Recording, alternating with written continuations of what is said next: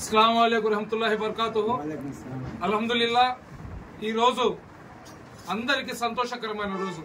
ఎందుకంటే దీపావళి పర్వదినం. ఈ రోజు దీపావళి పండగ హిందువుల పండగ అయినా కానీ ప్రపంచ వ్యాప్తంగా ఉన్న ప్రతి ఒక్కరు కూడా కులాలకు మతాలకు అతీతంగా ఈ పండగను పసిబిడ్డలు, యువకులు, అదేవిధంగా ఎవరైతే సెక్యులర్ వాదాన్ని కోరుకుంటారు ప్రతి ఒక్కరు కూడా ఈ పండుగని చాలా ఘనంగా చేసుకుంటారు. ఈ పండుగను చూడండి, ప్రతి ఒక్కరి ఇంట్లో టపాసాలు కాల్చుతుంటారు.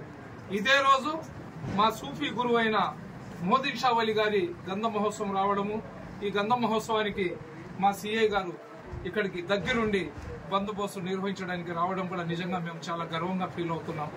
భారతదేశం యొక్క గొప్పతనం ఏంటంటే ఈ రోజే మనం చూడొచ్చు. ఒక పక్క గంధ మహోత్సవానికి తయారీలు చేస్తుంటే, ఒక పక్క మా హిందూ సోదరులు, ముస్లిం బిడ్డలు వీళ్ళందరూ కూడా దీపావళి పర్వదినానికి ఏదైతే జీవితాల్లో ఉన్న చీకటిని లక్ష్మీదేవి తొలగించి ప్రతి ఒక్కరి జీవితాల్లో వెలుగులతో ఆ లక్ష్మీదేవి వెలుగులను నింపాలనే తపనతో ప్రతి ఒక్కరు కూడా దీపావళి పండుగ చేసుకుంటున్నారు.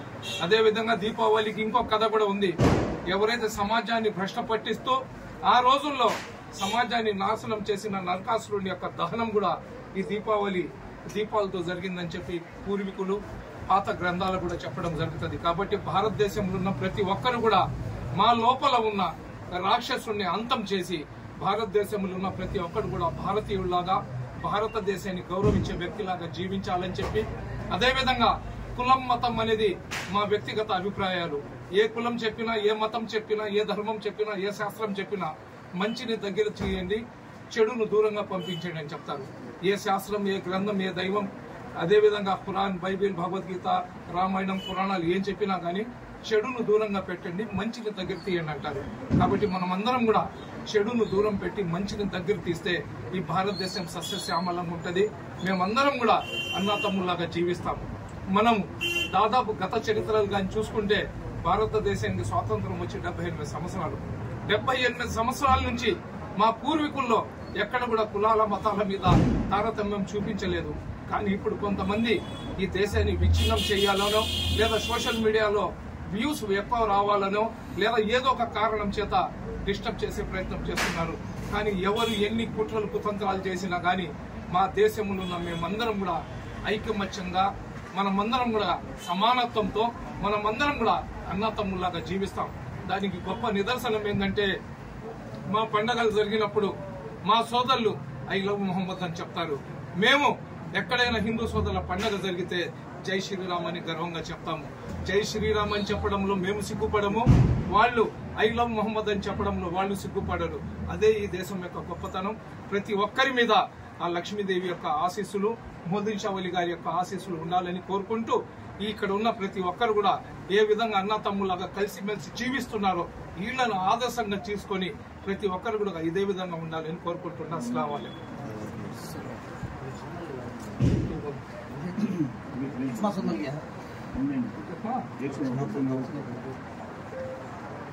అస్సలాము అలైకుం రహమతుల్లాహి బర్కాతుహు.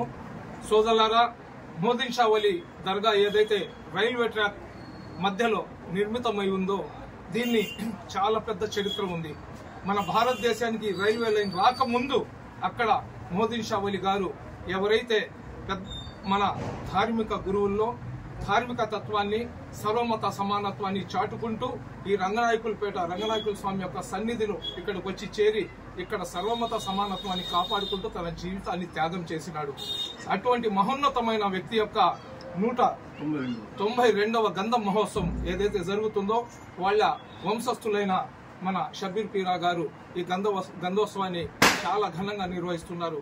సూఫీలు అనేవారు ప్రపంచంలో వాళ్ళు సర్వమత సమానత్వము, అన్ని కులాల మధ్య ఒక పుల్ అంటే ఇక్కడ నుంచి అక్కడికి వెళ్లే ఒక వారాది లాంటి పనిని చేసినారు. కాబట్టి సూఫీ గురువుల గంధ మహోత్సవంలో కులాల మతాలకు అతీతంగా, ప్రాంతాలకు అతీతంగా ప్రతి ఒక్కరు కూడా ఇక్కడికి వస్తారు. ఏదైతే మోదీ షా వలి గారి గంధ మహోత్సవానికి సంబంధించిన ఏదైతే ఆయన చేసిన మహత్యాలు ఏదైతే ఉన్నాయో దానికి సజీవ నిదర్శనం ఏంటంటే ఆ రైల్వే ట్రాక్ కింద 20 అడుగుల లోపల వాళ్ళ పవిత్ర సమాధి ఉంది. పెన్నా నది బ్రిడ్జి పై నుంచి నీళ్లు వెళ్లినా గాని ఆ సమాధి దగ్గర ఒక్క చుక్క నీళ్లు నిలబడవంటే అది పైవాడి యొక్క మహత్యం అది. ఎందుకంటే ఎవరైతే సూఫీలు ఉంటారో, ఎవరైతే వలి అల్లా ఉంటారో, ఎవరైతే అల్లాకు సన్నిహితంగా అల్లా మార్గంలో నడిచి తమ జీవితాలను నాశనం చేసుకుంటారో అటువంటి వ్యక్తులకు ప్రళయం దాకా వాళ్ళ గురించి వాళ్ళ దగ్గర ఎవరు వెళ్ళినా గానీ వాళ్ళకి ఎటువంటి నష్టం కష్టం రాకుండా అల్లా చూస్తాడని ఖురాన్లో పొందబర్చి ఉన్నారు.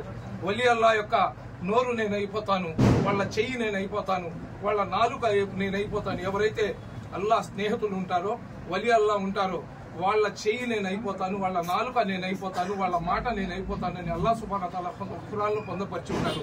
కాబట్టి ఎవరైతే సూఫీ గురువులు ఉంటారో వాళ్ళు కేవలం ముస్లింల కోసమో ఇంకొకళ్ళ కోసమో ఉండరు, వాళ్ళ వంశస్థుల కోసం ఉండరు. ఏ విధంగా అల్లా సుబ్హానహు వ తఆలా ఆయన రబ్బుల్ ఆలమీన్ అంటే విశ్వంలో ఉన్న ప్రతి ఒక్కరి కూడా సృష్టికర్త అల్లా. అలాగా రబ్బుల్ ముస్లిమీన్ కాదు, కేవలం ముస్లింలకు కాదు, అల్లా రబ్బుల్ ఆలమీన్ విశ్వంలో ఉన్న ప్రతి ఒక్కరికి అల్లా సుబ్హానహు వ తఆలా. అలాగే వలి అల్లాలు కూడా ఇక్కడ ఎవరైతే వాళ్ళ దగ్గర ఆజిజాడ్కితో, ఎవరైతే వినయంతో నమ్రతతో వాళ్ళ దగ్గరికి వెళ్తారో అటువంటి ప్రతి ఒక్కరి మీద వాళ్ళ కరుణ కృపా చల్లని దీవెనలు ఉంటాయి.